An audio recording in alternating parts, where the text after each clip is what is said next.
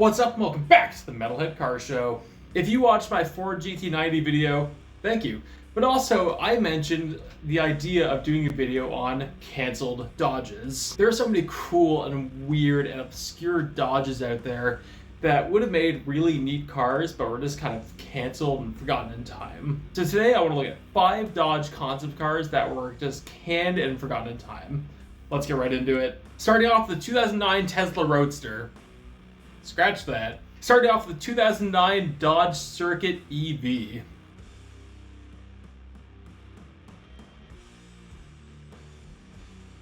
In association with Fiat, Dodge is working on a brand new EV sports car. This car was called the Circuit EV, and it was a electric sports car that was based on the Lotus Europa platform. If this all sounds very familiar, you might also understand why I made the Tesla joke. But much like the Tesla, it was built on a Lotus platform and given this new styling, in this case to make it very Dodge.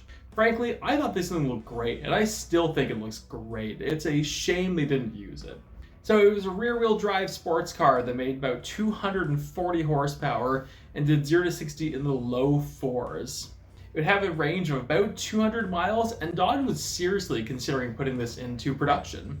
This wasn't a one-off. They had multiple mule cars made. They were really making a push for it. But strangely, the one who canned this idea wasn't Dodge, but it was actually Fiat. In 2009, there were some rumors going around that the project was canceled, and unfortunately in 2010, Fiat disbanded the Chrysler EV program that was going on, which left this thing in the dust. Obviously, this thing didn't happen, and I think it's a bit of a shame, purely based on technology. Had this happened, I think Dodge would have learned a lot from it, and we would have been a lot farther along.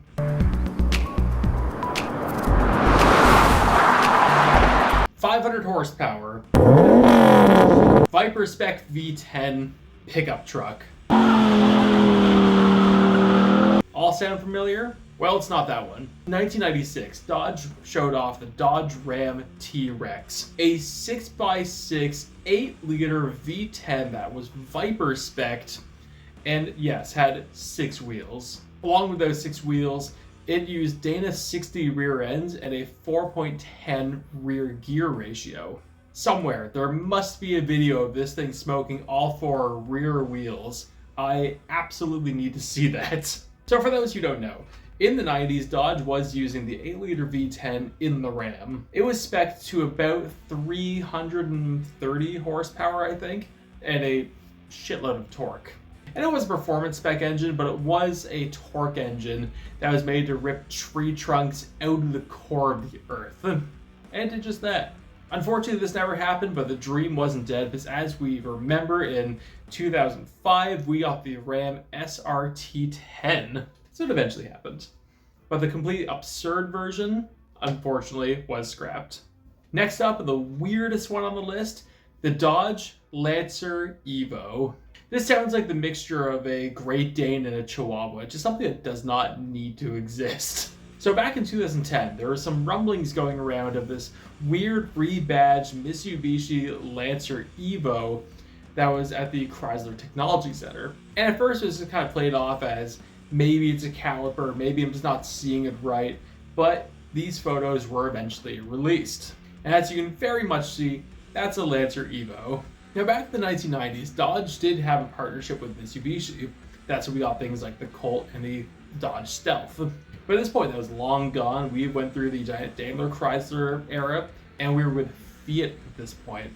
So frankly, there was no reason that there should have been a Mitsubishi Lancer Evo rebadged as a Dodge on the property.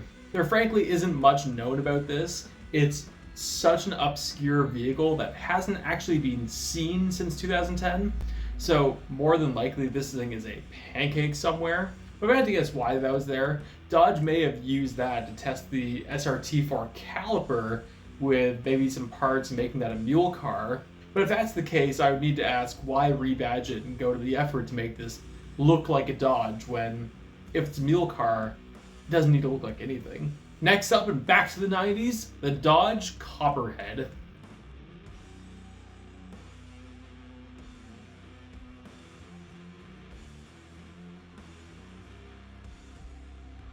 The Dodge Copperhead was made to be this really cool in-between vehicle for the Plymouth Prowler and the Dodge Viper. It used a very similar chassis to the Plymouth Prowler, along with the same engine as the Plymouth Prowler, but it was given a bit more of a full body and it's a bit more hardcore track focus like the Viper was opposed to the Prowler. And this is another one that Dodge was actually considering on making. It was made to Hot Wheels, it was put into video games, it was priced out to be in between the Prowler and the Viper, and it was made to have real competition. Due to it was a rebadged Plymouth Prowler, all things said and done, it wasn't going to cost that much to make, and it would have filled a happy gap in Dodge's lineup. And the weirdest thing happened. When Dodge was going through the car show tours and showing this thing off to the public, someone didn't like it. And that someone is Billy Gibson from ZZ Top, and frankly is the weirdest goddamn part of this entire story. Usually when a car company scraps a car, it's due to it was only meant to be a prototype, or it was just gonna be too expensive to actually make. But in this case, ZZ Top didn't like that Dodge was touring on a car that was called the Copperhead, when he was calling one of his own hot rods the Copperhead and trademarked the name. So due to bad press that came from Billy Gibson from ZZ Top, they actually ended up canning this car altogether.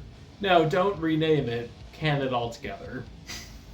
I find it a little bit strange because it seemed to have a really cool market. Why scrap it altogether? But at the same time, I've always thought this thing was wildly unattractive.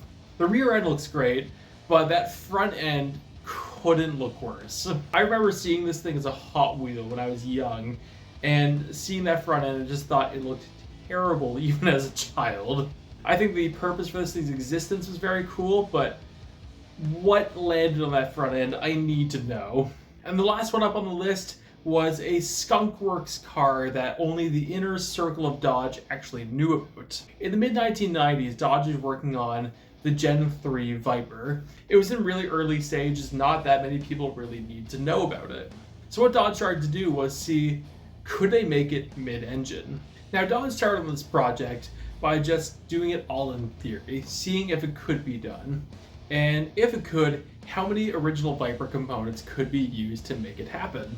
Now, long story short, it could technically be done. So they got started on this. The only known prototype of the mid-engine Viper, which also unfortunately only has these two photos. The main problems were the dimensions of this, the overall size of the engine, which I know is technically the same thing, and the cost of the whole thing. Getting the Viper engine in there was going to be tricky, because despite the rear end was stretched out so it actually fit that engine, that gigantic 8-liter V10 was still pushed pretty far back. Along with that, getting all that in there and getting a huge transmission in there made it so the passenger seat was pretty compromised and would make it very difficult to actually make this thing a 2-seater. Now, despite Dodge loved the Viper, and Dodge had some cars that were selling really well, the Gen 3 mid-engine Viper was going to cost Dodge an additional $10 million over what the Gen 3 Viper actually cost them. So let's face it, that's an insane amount of money. Now, despite Dodge had some cars that were doing well, they also didn't have that much money. So due to that, the mid-engine Viper was scrapped, but it was something that Dodge wanted to do forever after that, and it just never happened. I want to know, what do you think? Is there any Dodges I missed? Do you like how the Copperhead looks? Is that Lancer Evo a complete abomination to society? And I have got a comment saying I should do a video on failed American supercars, which that is in the pipelines. But is there any manufacturer I should look at like this? Let me know in the comments. Thank you all so much for watching. Like, subscribe if you enjoyed what you've seen. I post on Tuesday, Thursday, and Sunday, and I'll see you later.